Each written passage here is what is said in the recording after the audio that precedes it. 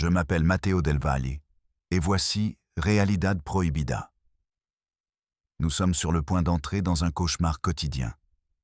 Le genre d'histoire qui ouvre la porte à des questions auxquelles personne ne veut répondre. Que se passe-t-il aux marges de la carte? Aux limites de la loi, de l'amour, de la raison humaine? Je vous invite à ne pas détourner le regard. Retenez votre souffle. Ce qui va suivre n'est pas une fiction. L'histoire commence par un lever de soleil silencieux à la frontière nord. Avant le soleil, il y a du brouillard. Un brouillard qui colle à la peau, qui cache les chemins, qui efface les visages. Le sol est fait de poussière et de pierre. Marcher ici, c'est sentir le pays sur son dos, comme un fardeau lourd et invisible. La première maison n'est pas une maison. C'est une masure accrochée à un ravin, à moitié ensevelie sous la boue des pluies passées. Les murs, écaillés, laissent entrer le froid, la chaleur, le bruit du monde. Et les secrets? Ceux-là ne sortent jamais. Une rumeur circule depuis longtemps dans les villages voisins. Ce n'est pas un cri, ce n'est pas un tollé, c'est un murmure enfoui parmi les gens. La maison des doubles. L'appelle-t-il au marché, à voix basse, comme si le nommer était dangereux. C'est là que vivent les oubliés. Ceux que le temps a mis à l'écart. Ceux que le système n'enregistre pas, ne protège pas, ne connaît pas.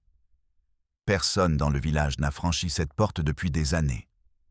Personne ne veut savoir ce qu'il y a à l'intérieur. La rumeur suffit. La rumeur est une barrière. Mais quelqu'un doit briser le silence. Carmen, 36 ans, teint mat, voix grave, travailleuse sociale depuis 8 ans dans la région. Elle est arrivée ici après un divorce, à la recherche d'un nouveau départ, d'un sens à donner, en aidant ceux que personne n'aide. Elle n'est ni une sainte, ni une héroïne, ni une martyre. C'est une femme normale, avec des doutes, des rêves, des peurs. Mais une qualité la distingue. Elle ne peut ignorer l'invisible. Les premiers appels au centre de santé sont anonymes. Une voix de femme, tremblante, coupée par la peur. Elle décrit des enfants aux visages identiques, des adolescents qui ne vont jamais à l'école, des adultes qui ne parlent qu'entre eux, dans une langue ancienne, presque oubliée. L'infirmière prend note, raccrochant le téléphone avec soulagement. Agnostique, elle dit, « C'est une rumeur de plus, dans un pays de rumeurs. » Le dossier reste dans le tiroir, attendant un jour de tomber dans les archives de l'oubli, comme tant d'autres. Carmen reçoit le rapport, le lit la nuit, à la lumière d'une lampe de table qui clignote, projetant des ombres sur le mur. La porte de son appartement est entr'ouverte. Le bruit du ventilateur se mêle aux aboiements lointains d'un chien. Elle ne peut pas dormir. Les mots ne lui sortent pas de la tête. Des enfants identiques, des familles fermées, des vies figées dans le temps. Demain, elle ira. Elle a déjà décidé. Il n'y a plus de retour en arrière possible. Le chemin est long, caillouteux, solitaire. Carmen roule dans sa voiture, la vitre baissée. Le vent chaud repoussant ses cheveux en arrière. Depuis l'asphalte, on voit la poussière soulevée par les pneus. Le serpent qui traverse le trottoir, l'épervier qui décrit des cercles dans le ciel. Indifférent à ce qui se passe en dessous. La radio ne fonctionne pas bien ici, seulement des parasites, des mots qui se perdent, de la musique que plus personne n'écoute. Carmen pense à la famille qu'elle ne connaît pas, au secret qu'elle va découvrir, à la douleur qu'elle ne pourra peut-être pas soulager. Ce n'est pas de la peur qu'elle ressent. C'est cet étrange mélange de curiosité et de culpabilité, d'espoir et de peur, qui n'apparaît que lorsque vous allez voir ce que personne ne veut voir. La maison apparaît soudainement, après un virage, accrochée à la colline, comme un animal blessé qui se cache pour mourir en paix. Des murs en adobe fissuré, un toit en tôle rouillée, des fenêtres sans vitres, seulement des ouvertures sur le monde. Un chien maigre aboie, mais ne s'approche pas. Les poules picorent dans les broussailles, ignorant le visiteur. L'air sent la terre humide, le bois brûlé, et quelque chose d'autre, quelque chose d'indéfinissable, quelque chose qui n'est ni agréable ni désagréable, seulement différent. Carmen coupe le moteur, descend, reste immobile quelques secondes, écoute les bruits de la maison, essaie de deviner ce qu'il y a à l'intérieur. La porte n'a même pas de heurtoir. Carmen touche le bois usé et le son est creux, comme s'il n'y avait rien derrière, seulement du vide. Elle attend. Elle respire profondément. Son cœur bat fort, la sueur coule dans son dos, ses mains tremblent légèrement. Ce n'est pas de la peur, c'est du respect. Du respect pour l'inconnu, pour ce qu'elle ne comprend pas, pour ce qui va changer sa vie. Un craquement, la porte s'entr'ouvre. Le visage d'une femme, peut-être 50 ans, les cheveux gris relevés en chignon, la peau burinée par le soleil, les yeux enfoncés, brillants, alertes. Elle ne parle pas, elle regarde seulement.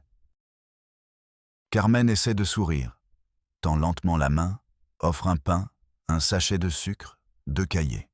« Bonjour » dit-elle d'une voix rauque, comme si elle avait la gorge pleine de terre. La femme ne répond pas, mais soutient son regard, comme si elle essayait de décider si elle devait laisser entrer la mort ou non. Finalement, elle acquiesce, ouvre un peu plus la porte et s'écarte. Le premier pas à l'intérieur est une chute dans une autre dimension. L'air est dense, lourd, chargé d'odeurs.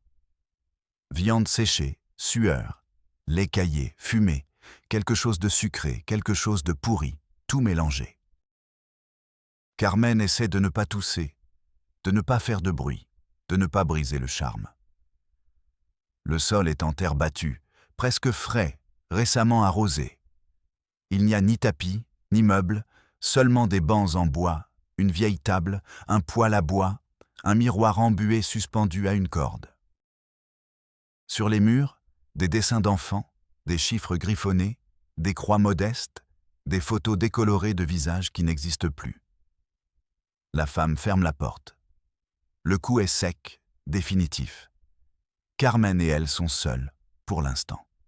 « Comment vous appelez-vous » La femme ne répond pas. Elle ne l'invite pas à s'asseoir, ne lui propose pas de café, ne fronce pas les sourcils. Elle est neutre, observatrice, prudente. Carmen remarque les mains de la femme. Fortes, couvertes de cicatrices, les ongles courts, sales, usés. Elle parcourt la pièce du regard, à la recherche d'indices, de détails, de quelque chose qui l'aiderait à comprendre. Dans un coin, une rangée de chaussures, toutes identiques, toutes usées, toutes de la même pointure. Dans un autre, des vêtements suspendus, des chemises, des robes, des pantalons, tous mélangés, sans distinction d'âge ou de sexe. Carmen sent son corps tendu, sa gorge sèche, son pouls accéléré. Ce n'est pas seulement de la pauvreté, c'est autre chose, quelque chose de plus profond, quelque chose qui va au-delà des cases à cocher sur les formulaires, des protocoles, du système. Je m'appelle Carmen. Je viens du centre de santé. Je suis là pour vous aider. La femme la regarde, sans surprise, sans crainte, presque avec indifférence. Elle prend le pain, le range dans un panier en osier, le recouvre d'un torchon.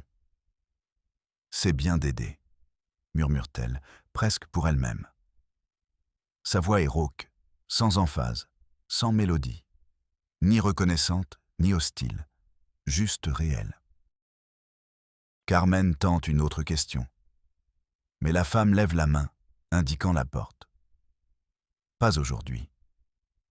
Aujourd'hui, je ne peux pas. » Carmen comprend. Elle n'insiste pas. Elle ne fait pas pression. La dernière chose qu'elle souhaite, c'est d'être une intruse de plus dans cette maison obscure. Elle sort, la porte se referme derrière elle. Le soleil est haut dans le ciel. La chaleur est étouffante. L'air sent la poussière et l'herbe brûlée. Carmen reste un moment devant la maison, regardant les fenêtres, se demandant quels yeux l'observent dans l'obscurité. Elle ne voit personne. Mais elle sait qu'elle n'est pas seule. Elle sait que l'histoire ne fait que commencer. Et que le système, ce grand géant qui devrait la protéger, se trouve de l'autre côté de la colline, indifférent, aveugle, sourd. Lorsque Carmen retourne au village, elle se rend directement au centre de santé. L'infirmière l'accueille avec un sourire forcé, les cheveux en bataille, une tasse de café à la main. Carmen raconte ce qu'elle a vu, ce qu'elle a ressenti, ce qu'elle pressent. L'infirmière écoute, acquiesce, regarde sa montre. « D'accord, Carmen. Demain, tu rempliras le formulaire B12. Tu sais comment ça marche. » Carmen sent une boule dans la gorge. Ce n'est pas de la frustration. Ce n'est pas de la colère. C'est l'amertume de savoir que la machine n'est pas faite pour des cas comme celui-ci. Que la machine ne sait que classer, archiver, oublier. Cette nuit-là, Carmen ne dort pas. Assise sur son lit, elle regarde la lune par la fenêtre, écoute les grillons, le vent dans les arbres, les aboiements lointains. Elle se souvient de la maison, de la porte, des chaussures, de la femme aux yeux enfoncés. Elle se souvient de l'indifférence du système, du formulaire B12, du café froid au bureau. Et elle sait, avec une certitude douloureuse, qu'elle y retournera demain. Parce que quelqu'un doit être témoin. Parce que quelqu'un doit briser le silence. Parce que la véritable horreur n'est pas ce qui se passe derrière cette porte. C'est ce qui se passe quand personne ne veut l'ouvrir. Si vous écoutez ceci, c'est que vous avez déjà pris une décision. Vous avez déjà choisi de ne pas détourner le regard. Vous savez déjà que la réalité interdite existe, même si personne ne la nomme. Abonnez-vous. Ne manquez pas la suite. Je m'appelle Matteo Del Valle, et ce n'est que le début. La détermination de Carmen n'est pas un coup de chance, ni un trait héroïque, ni un caprice. C'est une décision quotidienne, forgée dans la cuisine de son appartement, sous l'eau chaude de la douche, autour du premier café du matin. Elle décide de retourner chez elle. Elle n'a pas de plan, seulement la certitude qu'il est injuste de baisser le rideau sans avoir vu toute la scène. Ce n'est ni de l'espoir, ni une obligation, mais un mélange de responsabilité et de curiosité qui la pousse à continuer, pas à pas, à la limite du visible. Pour la première fois, elle emporte un appareil photo dans son sac à dos. Petit, vieux, acheté au marché aux puces. Elle ne veut pas photographier, mais enregistrer. Une preuve, au cas où le système en aurait besoin. La poussière s'élève derrière sa voiture. Les roues crissent. Le moteur peine dans les côtes. Le paysage est le même. Le soleil est le même. L'air est le même. Mais l'émotion est différente. Aujourd'hui, Carmen a quelque chose dans le ventre. Un nœud qui n'est ni de la peur, ni de la colère, ni du doute. C'est la conscience. La conscience d'être sur le point de franchir une ligne. Elle arrive à midi. Le soleil tape sur le toit en tôle, faisant briller les fissures, les traces d'humidité, les marques du temps. Le chien maigre la regarde. Il n'aboie plus. Les poules s'écartent, mais ne s'enfuient pas. La porte n'a toujours pas de heurtoir. Mais aujourd'hui, il y a un récipient en plastique par terre, avec de l'eau propre, fraîchement changée. Quelqu'un attend. Ou du moins, elle ne se ferme pas complètement. Carmen frappe à la porte. Pas avec force, pas avec impatience, juste avec respect. Le grincement est le même silence. Mais aujourd'hui, La porte s'ouvre plus tôt. La femme aux yeux enfoncés l'accueille, presque comme si c'était une habitude, presque comme s'il n'y avait pas d'autre choix. Elle ne sourit pas, mais lui fait signe d'entrer. Carmen franchit le seuil, et l'odeur est différente. Aujourd'hui, ça sent le pain frais, le lait chaud, le lait frais. Il y a du rythme dans la maison, du mouvement, de la vie. Quelque chose a changé, mais Carmen ne sait pas quoi. Sur la table, à côté des cahiers, il y a un livre de contes, vieux, défraîchi, avec des dessins peints par une main d'enfant. Carmen le regarde, s'arrête, le soulève. La femme ne proteste pas. Dans les pages, des phrases à l'encre, des gribouillis, des cœurs, des noms répétés, Anna, Anna, Anna. Carmen ne pose pas de questions. Elle s'assoit simplement, écoute le bruit de la tasse de café qui se remplit, le crépitement du bois dans le feu, la voix d'un enfant qui joue dans la cour. Le silence n'est plus oppressant, il est plein d'espoir, presque accueillant.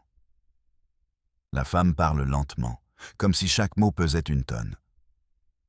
Aujourd'hui, tu peux rester. Carmen acquiesce, boit son café, sent la fumée dans sa gorge, la chaleur du feu dans ses pieds. C'est un moment de paix, mais aussi d'anticipation.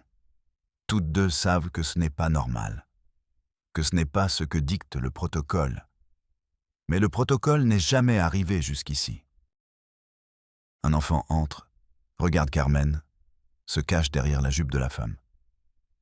Il ne parle pas, il observe seulement. Carmen parle lentement, raconte une histoire, sort un crayon, un papier, commence à dessiner. L'enfant s'approche, curieux, timide, fragile.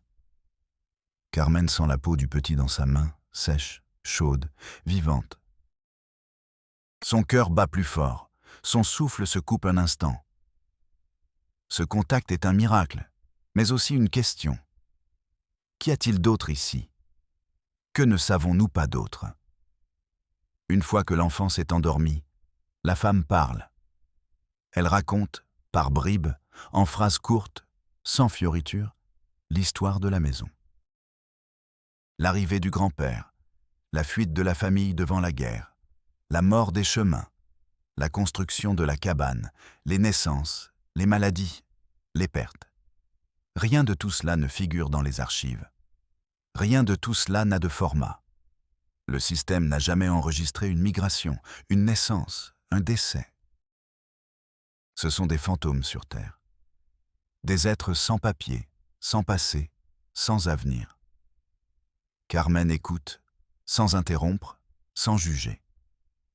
La femme parle des enfants élevés comme des frères et sœurs, des filles devenues mères, des hommes qui sont à la fois pères, grands-pères, oncles, de la musique qui se perd, des noms qui se répètent, du sang qui s'entremêle. Il n'y a ni honte, ni fierté dans sa voix, seulement la vérité. Une vérité crue, douloureuse, mais une vérité. Le café est fini, le feu commence à s'éteindre. L'enfant dort paisiblement, étranger à la douleur, à l'histoire, au système qui l'ignore. Carmen promet de revenir, d'apporter plus de pain, de lait, de médicaments, de cahiers, de crayons, de rêves. La femme acquiesce, remercie en silence, prend congé sans un mot. Cette nuit-là, Carmen ne peut pas dormir. Mais cette fois, ce n'est ni par peur, ni par frustration. C'est parce que l'histoire est vivante et qu'elle ne peut plus la laisser partir. Le lendemain, Carmen se rend au centre de santé, remplit le formulaire B12, le remet et attend. L'infirmière l'examine, fronce les sourcils, regarde le dossier. Carmen. Il n'y a pas de nom, pas d'âge, pas de document. Nous ne pouvons rien faire sans cela. Carmen insiste. Elle raconte ce qu'elle a vu, ce qu'elle a entendu, lui montre la photo qu'elle n'a pas pu s'empêcher de prendre. L'enfant endormi, la maison, la lumière, l'ombre. L'infirmière soupire, range le formulaire et dit Demain, j'en parlerai au superviseur. La journée passe, la nuit arrive, la routine continue. Le système ne change pas. Mais Carmen, oui. Les visites deviennent une routine. Elle apporte chaque fois plus de choses, plus d'attention, plus de patience. Elle commence à connaître les noms, les histoires, les souffrances. Le système reste le même.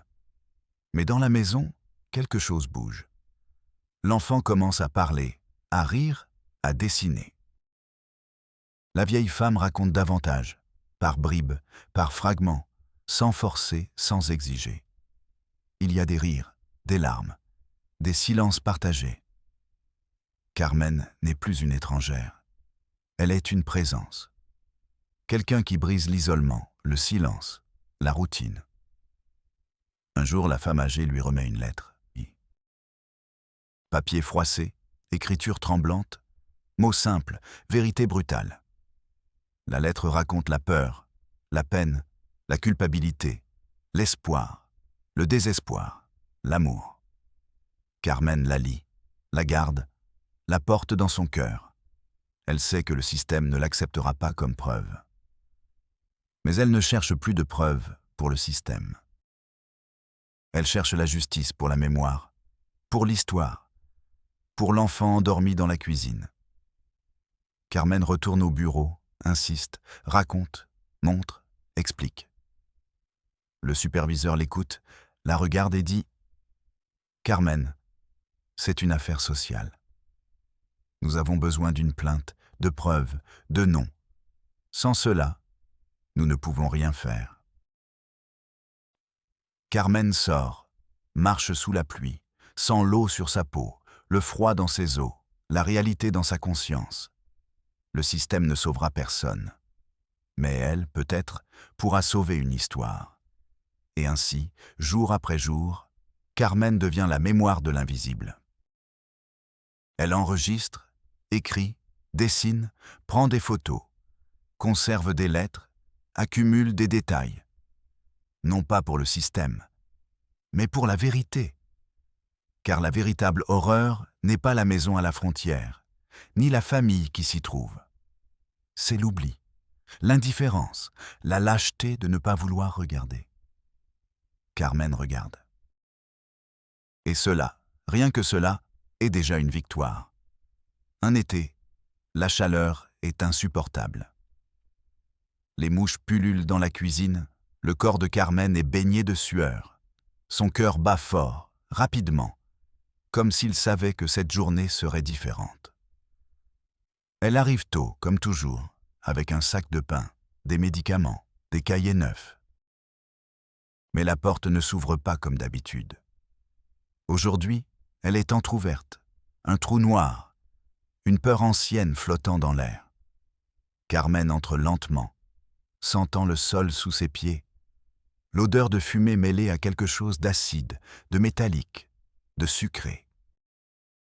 Le bruit du vent à la fenêtre, le craquement de l'adobe, les battements de la maison, tout est amplifié. Sur la table, la vieille lettre, ouverte, comme si quelqu'un l'avait lue 1000 fois. L'enfant n'est pas là.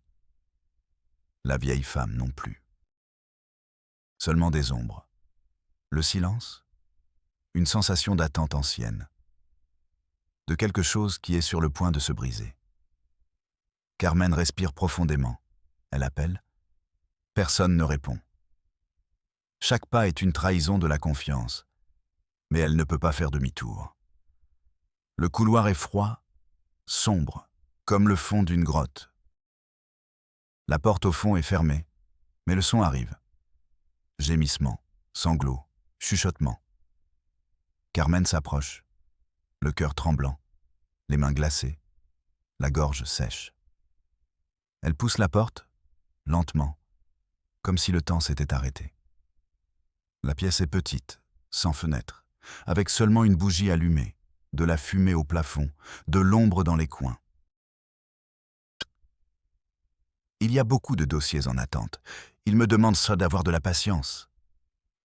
Le système est surchargé, Laura. Je fais de mon mieux. patience.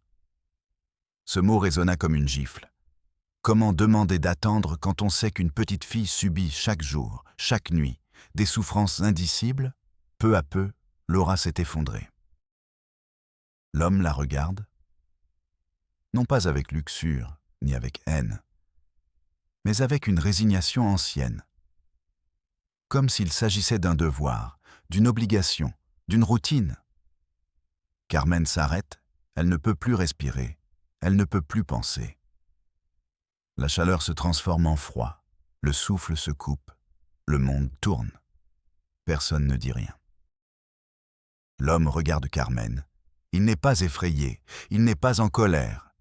Il soupire seulement, comme s'il avait toujours su que cela arriverait.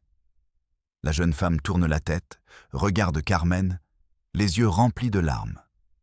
Mais pas de peur. Plutôt de honte, de culpabilité, d'acceptation. Personne ne crie. Personne ne pleure. Seul le coassement d'une grenouille au loin, le battement d'une mouche sur le plafond, les battements de cœur de Carmen, forts, désespérés, brisés. À cet instant, le système disparaît. Il n'y a plus de protocole, plus de formulaire, plus de superviseur, plus de gouvernement. Seulement cette pièce, cette horreur, cette vérité impossible à nommer, mais impossible à effacer. Carmen recule, les jambes faibles, le dos contre le mur, la bouche amère, le corps tremblant. Ce n'est pas seulement du dégoût. Ce n'est pas seulement de la peur. C'est la certitude que la frontière entre le bien et le mal n'existe pas ici. Ici, il ne reste que la survie, l'habitude, le silence. Elle sort de la maison en courant, sans se retourner. Le soleil est haut, la poussière s'élève, sa poitrine lui fait mal, sa tête explose. Elle ne peut pas pleurer, elle ne peut pas crier. Elle ne peut que marcher, pas à pas, vers la voiture, vers la civilisation, vers le monde qu'elle ignore. Sur la banquette arrière, le sac de pain, les cahiers, les médicaments, intacts. Des choses bonnes, inutiles, ridicules face à tant d'horreur. Elle arrive au village, entre dans le centre de santé. L'infirmière regarde son visage, son corps tremblant, ses yeux perdus. Que s'est-il passé, Carmen? Carmen ouvre la bouche, mais aucun son n'en sort. 1 minute passe, puis 2, puis 3. L'infirmière insiste, la touche, lui offre de l'eau, prend sa tension. Carmen ne répond pas. Elle se souvient seulement de la chambre, de la bougie, des mouches, du sang, du regard de la jeune fille, de la résignation de l'homme. Il n'y a pas de mots pour décrire cela. Il n'y a pas de case dans le formulaire. Je ne sais pas quoi faire. L'infirmière appelle le superviseur. Il arrive, écoute, prend des notes, fronce les sourcils. Carmen, j'ai besoin que vous me disiez exactement ce que vous avez vu. Y a-t-il eu de la violence? Y a-t-il des mineurs en danger? Y a-t-il des abus sexuels? Carmen réfléchit à la question, à la réponse, à la loi, à la réalité. J'ai vu quelque chose de mal, quelque chose qui ne peut pas être. Le superviseur attend, mais Carmen ne peut pas. Le système n'est pas préparé à cette horreur, elle-même non plus. L'infirmière parle au téléphone, cherche une aide psychologique, dit que Carmen a besoin de repos, qu'elle a peut-être eu un épisode de panique, de stress. La bureaucratie fonctionne, lente, froide, indifférente. Carmen sent la main de l'infirmière sur son dos, le bruit de la machine à écrire, l'odeur du café, la tache sur le mur, le panneau « Interdiction de fumer », des choses familières, réconfortantes, absurdes. Le monde continue comme avant, indifférent à la maison à la frontière, à la famille qui se reproduit, à la petite fille qui n'est plus une petite fille, mais une mère, une sœur, une épouse, tout à la fois. Carmen sort du bureau, se promène dans le village, voit les enfants jouer, les femmes rire, les hommes boire de la bière, la vie normale, la routine, le petit bonheur. Personne ne sait ce qu'elle sait. Personne n'imagine ce qui se passe à quelques kilomètres d'ici. Personne ne veut savoir. Carmen le comprend maintenant. L'indifférence n'est pas de la méchanceté, c'est une protection. C'est la seule façon de continuer à vivre, de ne pas devenir fou, de ne pas mourir de tristesse. Elle rentre chez elle, s'allonge, ferme les yeux, mais l'image revient. La chambre, la bougie, le sang, le regard de la jeune fille, l'acceptation de l'homme. Le cauchemar ne lui est plus étranger. Il fait désormais partie d'elle, comme une cicatrice, comme un souvenir, comme une condamnation. Le système ne peut pas la sauver. Personne ne le peut. Cette nuit-là, Carmen rêve de la maison, de la porte, de la lettre. Elle rêve qu'elle y entre à nouveau. Mais cette fois, il n'y a personne. Seulement l'écho, la poussière, le silence. Elle rêve que l'enfant lui sourit, que la femme lui raconte toute l'histoire, que l'horreur a une fin heureuse. Mais ce n'est pas le cas. Le système ne le permet pas. La réalité non plus. Le lendemain, Carmen essaie d'écrire ce qu'elle a vu, mais les mots ne suffisent pas. Il n'y a pas de langage pour cette douleur, pour cette honte, pour cette impuissance. La lettre qu'elle garde dans sa poche, la photo, les cahiers, tout semble ridicule, insuffisant, pathétique. Mais c'est tout ce qu'elle a, la seule preuve, le seul souvenir. Elle retourne à la maison.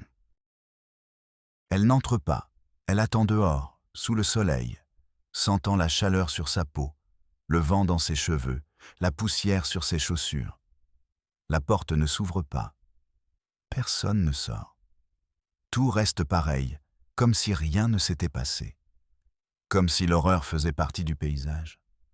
Comme si le temps s'était arrêté pour toujours. Carmen s'en va. Mais elle sait qu'elle reviendra. Pas pour sauver, pas pour changer, juste pour être témoin. Parce que la réalité interdite ne peut être effacée. On ne peut que la regarder, souffrir, se souvenir. Et continuer à avancer, malgré le système, malgré la douleur, malgré tout. L'histoire de la maison à la frontière n'a pas commencé par l'horreur. Elle a commencé avec deux personnes perdues dans un monde qu'elles ne voulaient plus comprendre.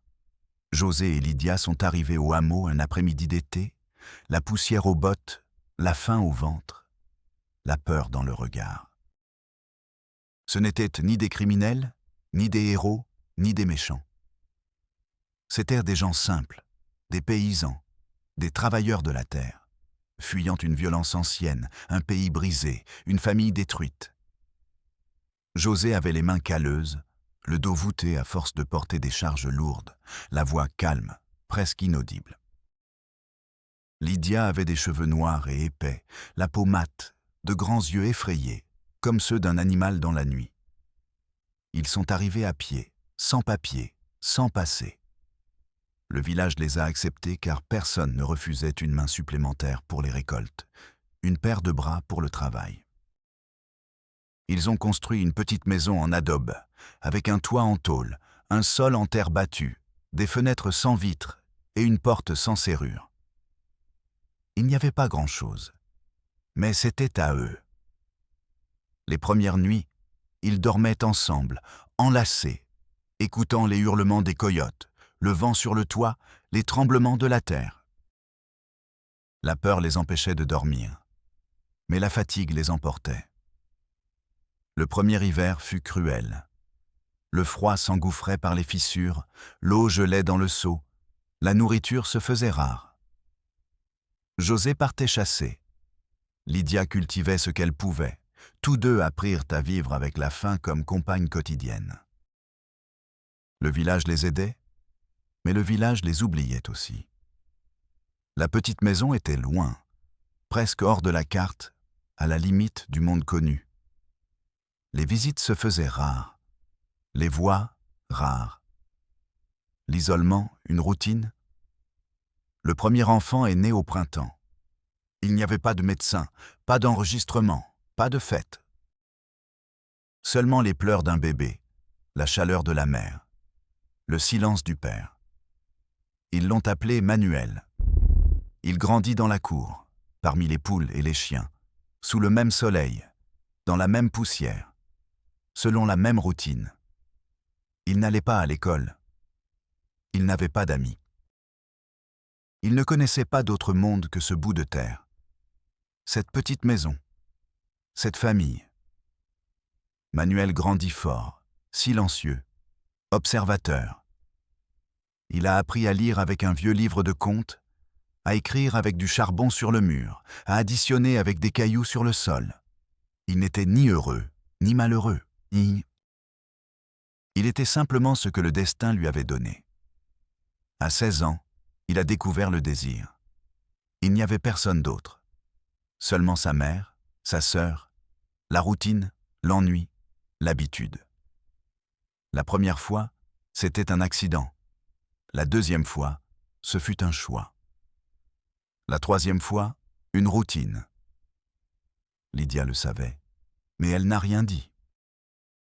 José le savait, mais il n'est pas intervenu. Le village le savait, mais a préféré ne rien dire.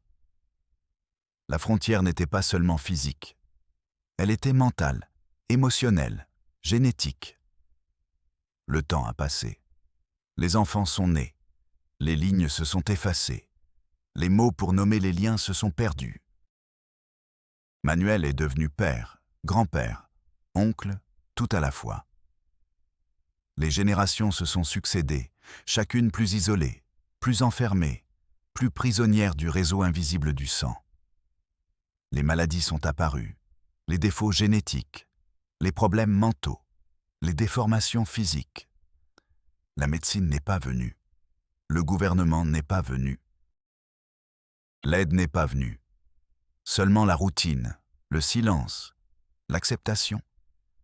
Lorsque l'instituteur rural est arrivé, la famille ne savait plus comment expliquer son histoire. Il n'avait pas de nom pour les liens. Il n'avait pas de mots pour la douleur. Il n'avait aucun espoir de changement. L'instituteur est parti, effrayé, mal à l'aise, sans comprendre. Le village a continué à murmurer, mais personne n'a agi. Le système a continué à ignorer. La vie a suivi son cours. La maison est devenue une forteresse, un monde à part, une prison sans barreaux. Les murs gardèrent les secrets. Les fenêtres étaient les yeux sur le monde, la porte, la frontière entre le visible et l'invisible. Les enfants ont grandi, ont appris à vivre sans question, sans réponse, sans avenir. Les filles sont devenues mères, sœurs, épouses, tout à la fois. Les hommes, pères, grands-pères, oncles, tout en un.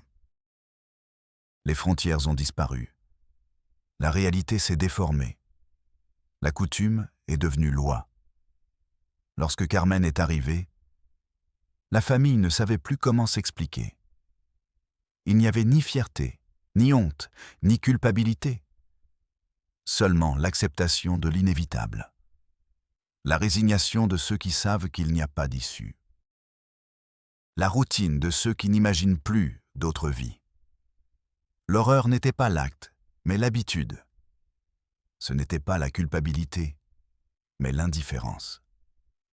Ce n'était pas le secret, mais le silence. L'histoire de la maison à la frontière n'est pas seulement celle d'une famille brisée, c'est l'histoire d'un pays qui a détourné le regard. D'un système qui a classé, archivé, oublié, d'une société qui a préféré ne pas savoir, d'une réalité que personne n'a voulu nommer, et celle d'une femme, Carmen, qui a décidé d'être témoin, malgré la douleur, malgré la peur, malgré le système. Après avoir vu ce que personne ne devrait voir, Carmen décide qu'il ne suffit pas d'être témoin.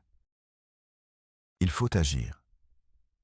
Il faut briser le silence, même si le système n'est pas prêt, même si le monde ne veut pas comprendre.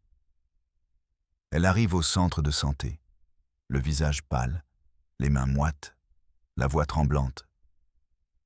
L'infirmière la regarde, anticipant le problème, le conflit, le malaise. Carmen raconte ce qu'elle a vu, sans fioriture, sans omission, sans protéger personne. L'infirmière écoute, prend des notes, fronce les sourcils, semble inquiète. Mais seulement jusqu'à un certain point.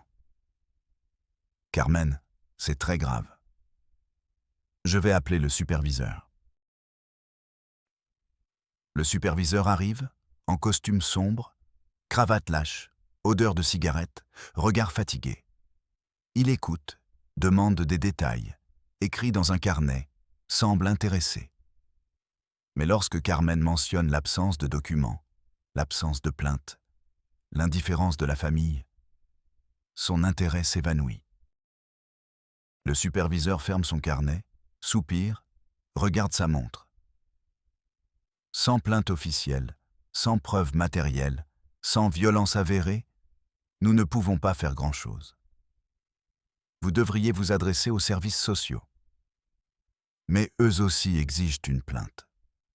La famille est-elle prête à porter plainte? Carmen connaît la réponse. Elle sait que la réponse est non.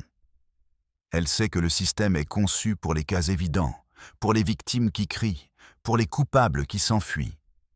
Pas pour les silences, les coutumes, les vies invisibles. Elle sort du bureau, sent l'air froid de la climatisation, le bourdonnement de la machine à café, le murmure des secrétaires, le bruit du monde qui fonctionne, indifférent, sourd. Son cœur bat fort, sa gorge se serre, ses mains tremblent. Ce n'est pas de la peur, c'est de la frustration. C'est la certitude que l'horreur n'est pas ce qui se passe à la maison, mais ce qui se passe au bureau, dans le tiroir, dans le cahier fermé. Elle tente sa chance auprès du procureur. Un jeune avocat, aux lunettes rondes, à la peau claire, au regard intelligent, la reçoit. Carmen lui montre la lettre, la photo, le témoignage écrit. L'avocat lit, écoute, semble ému. Mais il dit ensuite « C'est très délicat. S'il n'y a pas de plainte, s'il n'y a pas de preuve de violence, s'il n'y a pas de victime qui veuille parler, la procédure ne peut pas avancer. Nous pouvons envoyer quelqu'un pour inspecter, mais sans plainte explicite, nous ne pouvons pas faire grand-chose. » Carmen comprend. Le système a besoin de victimes visibles, de coupables identifiables, de preuves. Pas de silence, pas d'histoires floues, pas de réalités interdites. Elle tente sa chance avec la presse. Un journaliste local, chemise froissée, sourire là, l'écoute attentivement. Il promet d'enquêter, promet d'écrire, promet de diffuser. Mais l'article ne paraît jamais. Ce n'est pas un sujet d'actualité, lui dit-on. Cela n'intéresse personne, lui explique-t-on. Carmen ressent le poids de l'indifférence, le goût amer de la défaite, la certitude que l'horreur est invisible parce que le monde ne veut pas la voir. Elle tente sa chance auprès d'une organisation non gouvernementale. Une femme affairée, à la voix aimable mais distante, la reçoit, l'écoute, prend des notes. Elle dit qu'elle fera son possible, qu'elle enverra un rapport, qu'elle cherchera du soutien. Mais les mois passent. Le bureau change d'adresse. La femme cesse de répondre. Le système, une fois de plus, a ses priorités, ses protocoles, ses filtres. La maison à la frontière ne passe pas le filtre. Carmen retourne au bureau, présente un rapport final, détaillé, déchirant. Le superviseur le lit, le range dans un dossier, lui attribue un numéro, un cachet, une date. Madame Mendoza. Il s'agit désormais d'un cas irrégulier. Il restera dans les archives. Si quelque chose de nouveau survient, nous vous contacterons. Carmen regarde le dossier, puis le superviseur.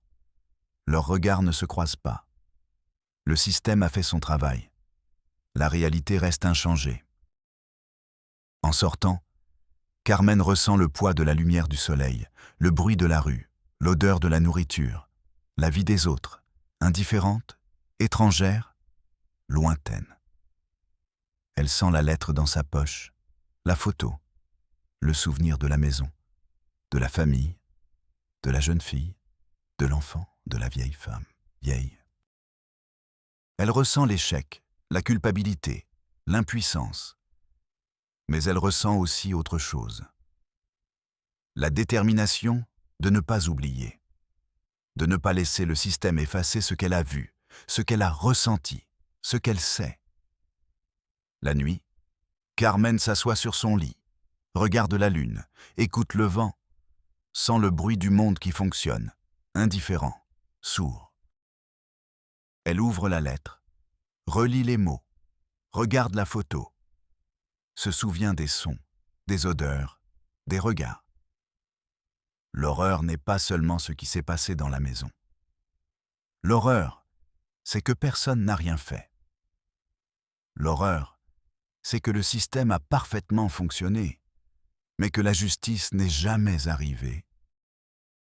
L'horreur, c'est que la réalité interdite est toujours là, à la frontière, attendant que quelqu'un la voie, la nomme, s'en souvienne. La dernière fois que Carmen se rend à la maison, c'est déjà l'automne. La poussière de l'été s'est déposée. L'air est frais. Le chemin est jonché de feuilles mortes qui craquent sous ses pieds. La voiture ne grince plus. Le chien n'aboie plus. La maison est toujours la même. Mur en adobe, toit en tôle, fenêtre vide. La porte n'a pas de heurtoir. Carmen frappe, attend, écoute le silence. Personne ne répond. La porte est fermée par un cadenas rouillé, comme si personne n'allait revenir. Elle fait le tour, touche le mur, regarde par la fenêtre. L'intérieur est vide, il n'y a que des ombres, des traces de vie, des fantômes. Il n'y a pas de pain sur la table, pas de cuillère, pas de cahier. Une robe de petite fille est suspendue à une chaise. Rien que cela, un détail, un coup au cœur. Carmen sent le froid du mur, l'odeur du vieux bois, le bruit du vent qui agite les feuilles, l'écho des voix perdues. La maison, la frontière, le secret, l'horreur. Tout semble plus lointain, plus invisible, moins réel. Mais Carmen sait que ce n'est qu'une illusion. Le système a effacé les dossiers, fermé les classeurs, archivé l'histoire. Mais Carmen continue de porter la lettre, la photo, le dessin de la petite fille, le souvenir de la maison, de la jeune fille, de la vieille femme. C'est sa preuve. C'est sa mémoire. C'est sa responsabilité. Quand elle retourne au village, elle se rend sur la place principale. Elle s'assoit sur un banc, regarde les enfants jouer, les mères sourire, les vendeurs crier, la vie continuer. Personne ne sait ce qu'elle sait, ce qu'elle a vu, ce qu'elle a ressenti. Mais Carmen n'est plus la même. Elle a désormais ce regard, ce poids, cette connaissance que personne d'autre ne partage. Elle a sacrifié sa paix, son ignorance, son innocence. Mais elle a gagné la certitude de la vérité. La vérité de la frontière, la vérité de la maison, la vérité de la famille qui a découvert que tous étaient parents, enfants, cousins et époux les uns des autres. Carmen sort la lettre, la frotte avec son pouce, la range dans sa poche, à côté de la photo. Elle sait qu'elle ne pourra jamais oublier. Elle sait qu'elle ne pourra jamais revenir. Elle sait qu'elle ne pourra jamais sauver. Mais elle sait aussi que l'horreur n'est pas seulement l'histoire de cette maison. L'horreur, c'est l'indifférence, l'oubli, le confort de ne pas regarder, la lâcheté de ne pas poser de questions. Le système a fonctionné.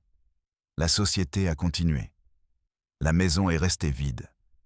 Mais Carmen est toujours là, sur la place, avec le souvenir, avec la lettre, avec la photo, avec le dessin.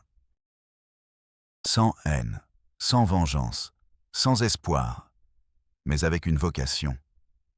Être témoin. Cette nuit-là, Carmen écrit une dernière page dans son journal. Elle ne parle ni de culpabilité, ni de solution, ni de miracle. Elle parle de la lettre, de la photo, du dessin de la petite fille, de la robe sur la chaise, de la poussière sur le chemin, de l'odeur de pain rassis, du silence de la maison vide. Elle parle de ce que personne n'a voulu voir, de ce que personne n'a voulu savoir, de ce que personne n'a voulu nommer. Et elle termine par une phrase. « Je suis témoin. » C'est tout. C'est suffisant. C'est réel. L'histoire de la maison à la frontière n'est pas seulement une histoire interdite. C'est un miroir.